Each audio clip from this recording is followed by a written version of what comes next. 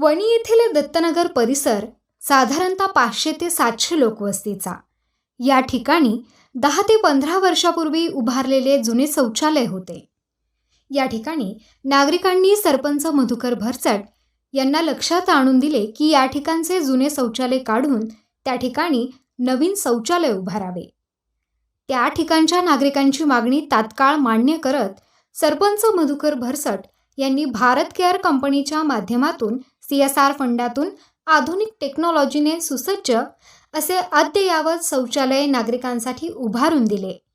नागरिकांची ही मागणी त्यांनी तात्काळ मान्य केली.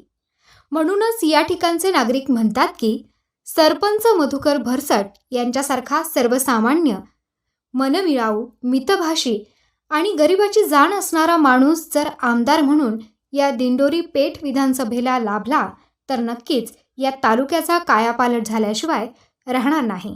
या ठिकाणच्या नागरिकांनी शरद पवार साहेब यांच्याकडे सरपंच मधुकर भरसट यांना उमेदवारी देण्याची मागणी केली आहे. नमस्कार, मी शरद लोखंडे, राहणार वणी. काही वर्षापूर्वी इडं तुटकं फुटकं शौचालय होतं. खूपच वाईट अवस्था होती त्या शौचालयाची.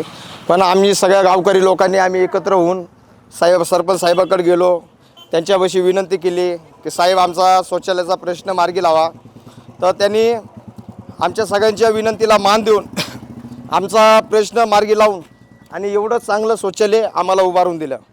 आणि भारत केअर कंपनीच्या मार्फामध्ये एवढं मोठं शौचालय त्यांनी गावाला उभारून दिलं आणि विकास काम हे एवढं मोठं मार्गी लावलं.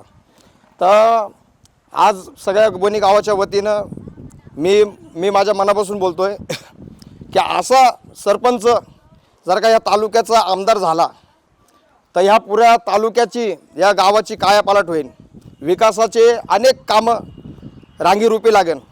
म्हणून मी पवार साहेबांना बी विनंती करतो आणि आमच्या पुऱ्या गावाच्या वतीनं विनंती करतो की आमच्या सरपंच साहेबाला येणाऱ्या विधानसभाला 2024च्या त्यांना आमच्या सगळ्यांच्या विनंतीने त्या आमचा मान ठेवून त्यांना आमदारकीचं तिकीट मिळावा आणि ते आपल्या पक्षाच्या चिन्हावरती निवडणूक लढावा आणि ते बहुमत मताने विजय व्हावा. आणि विजय आम्ही करणारच. आम्ही सगळे गावातले लोक, तालुक्यातले लोक त्यांच्या कामाशी सहमत आहे. आज 20-25 वर्षापासून तो व्यक्ती सरपंच आहे. त्यांनी आज अनेक रस्त्याचे कामं असेल, गटरीचे कामं असेल, लाईटीचे कामं असेल, अनेक अशा विविध सुविधा आणि अनेक विविध प्रश्न, ते गावाची समस्या असेल, कोणाची बी काही समस्या असेल, जे बी कामं लोक हक्काने त्यांच्या दारी जात्या. रात्री बेरात्री केव्हा पण दरवाजा त्यांच्या इकडं खटखट करत्या. आणि तो माणूस असं कधी बघत नाही का हा माणूस, ही व्यक्ती हा माझ्या गावातला आहे का बाहेरच्या गावातला आहे का कुठल्या गावाचा आहे. प्रत्येक माणसाचा तो माणूस प्रश्न ऐकून घेतो आणि गावातल्या तर अनेक लोकांचे प्रश्न मिटवलेले.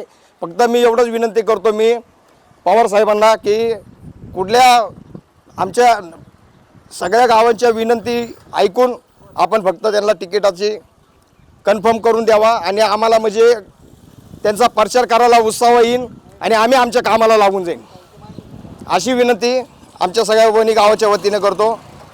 जय हिंद, जय. उत्तर महाराष्ट्र न्यूज नेटवर्कसाठी सतीश इंद्रेकर, वणी.